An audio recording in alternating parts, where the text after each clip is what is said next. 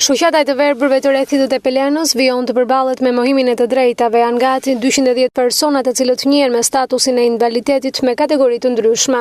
Përfaqësuesi i shoqatës së të verbërve Petref Kaçori ka denoncuar për Radio Televizionin Alpo problemet me të cilat përballet kjo shtresë shoqërore prej vitit 2005. Sipas tij, në gjithë këto vite askush nuk ka dhënë për këta të verbër indeksin e invaliditetit. Një e drejtë kjo e mohuar. Të verbërit në Republikën e Shqipërisë, si dhe shoqata ime, kanë të drejtë të indeksohen statusi verbërisë dhe i invalidit punës, aq sa mirë. Sikurse indeksohen pagat dhe pensionet. Edhe kjo nuk na është bërë, që në kohën e Sali Berishës.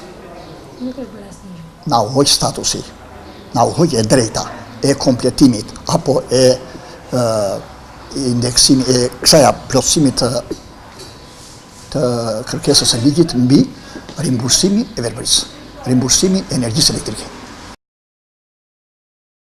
Ndërkaq, një tjetër problem shqetësues në shoqatën e të verbërve mbetet edhe shërbimi i transportit urban e interurban, ku në bazë të statusit të invaliditetit kjo shtresë shoqërore duhet të paguajë në 50% të vleftës, gjë e cila për këtë të fundit nuk ekziston duke u bërë abuzime me të verbërit.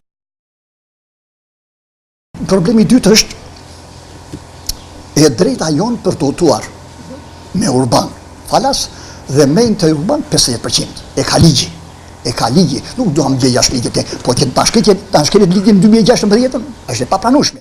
Unë të vete vazhdojnë me Maliaj, të vete zonja gazetare Maliaj dua 1.000 lekë këtu, 1.000 lekë këtu, 2.000 lekë. Neve i kërkojmë një më një këto që nga 2005. Në anë shkelur. Edhe e drejta e udhëtimit urban interurban, edhe verbëria, edhe indeksi. Vendosëm që do kalojmë deri në grevuri. Nuk do të lejojmë që të në përkëmbim ato që na jepet me ligj.